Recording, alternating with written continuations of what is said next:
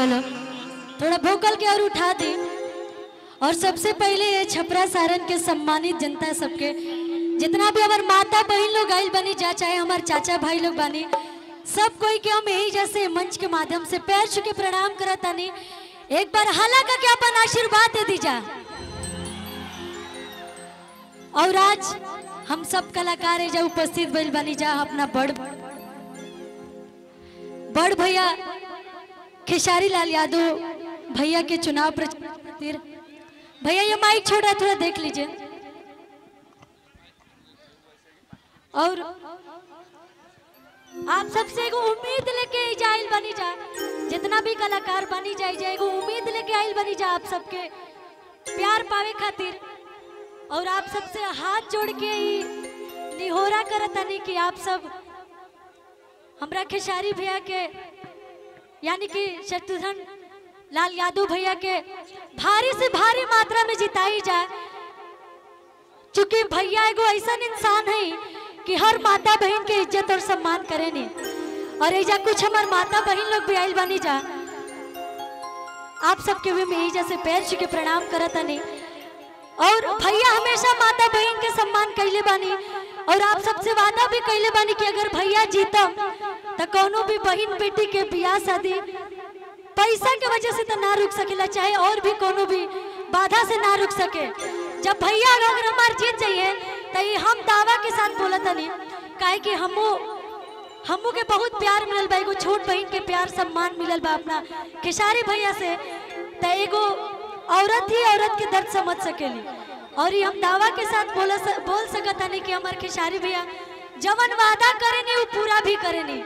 काहे कि आप सब सोशल मीडिया के माध्यम से देख सकता नहीं, तमाम तरीका के भैया हमेशा सबकर मदद करत रही ले। और गाना बजाना तो बात के बात बा, कलाकारी क्षेत्र देखी अलग बाटे।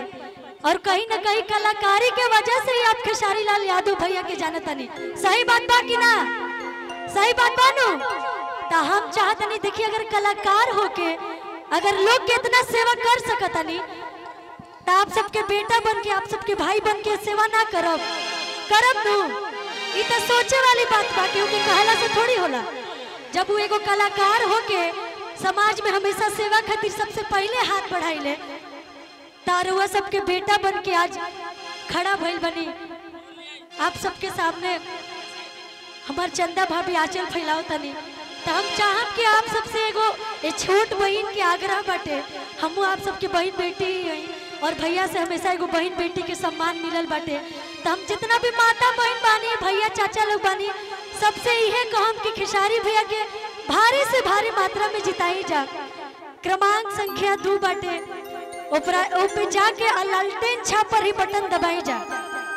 तमाम हमार गार्जियन लोग जब मंच पे उपस्थित बानी जा, हमार अखिलेश कश्यप सर बानी, संजय भैया बानी, कृष्णा बेदर्दी सर बानी, पैर छू के प्रणाम करत तनी, नितेश भैया बानी, सभे बाटे। हम एक लाइन में गा के कम जानत हुआ का किया के मैला लाटन पा आ बटन दबाई दिए ना,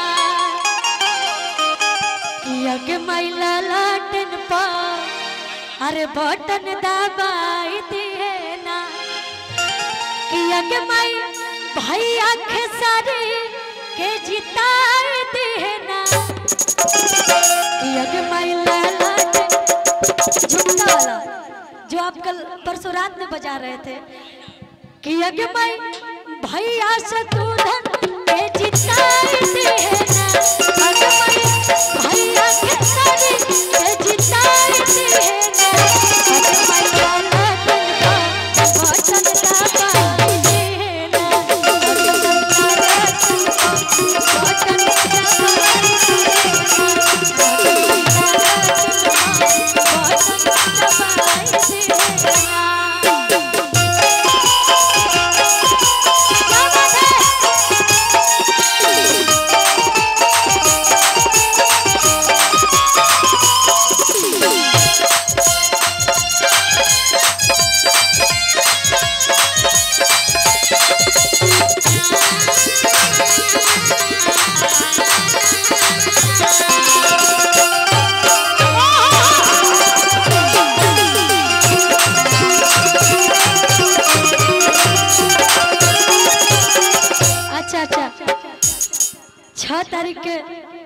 वोट पड़ी और ईवीएम जो बटन बाटे ओ पे नाम आई शत्रुघ्न यादव, लेकिन खेसारी भैया के फोटो रही क्रमांक संख्या 2।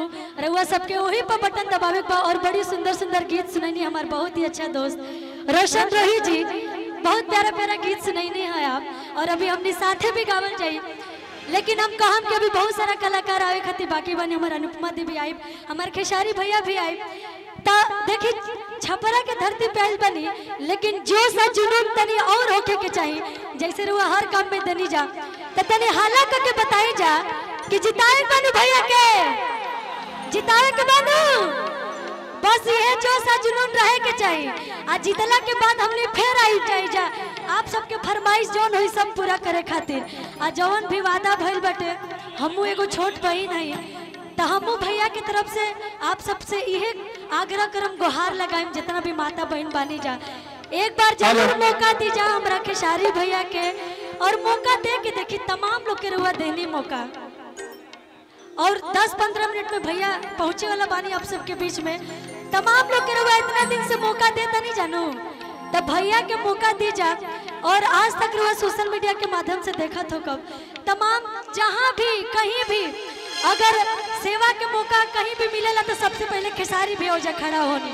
तो भैया के लाज रखे बा, हम सब कलाकारन के लाज रखे बा। अगर जाइल बनी जा एक बार हमारे साथ कह कि अग मैला लागन पा बटन दबाई दे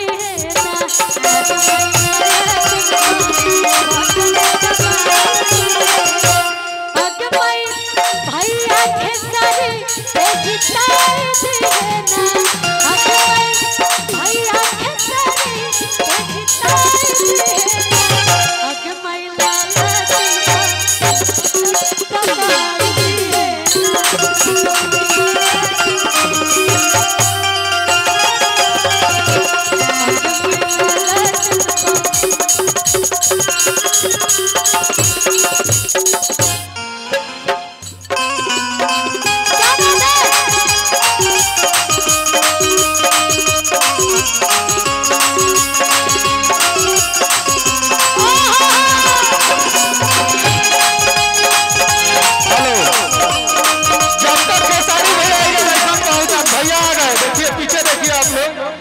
आप सबका ट्रेंडिंग स्टार आ गए। इतना हाला करो लोग, जब तक मंच पर नहीं पहुंच जब तक हाला होकर के चाहिए।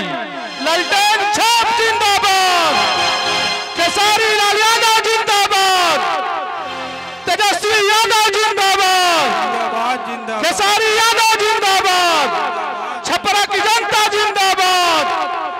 हाला करो तो यही तरी खेसारी भी आगे बनी हम सबके बीच में। एक बार जोरदार स्वागत होने के चाहिए। और चंदा भाभी भी साथ में बनी, तो भैया भाभी खाते एक बार जोरदार आप सब ताली बजा दी। और खेसारी भैया जिंदाबाद।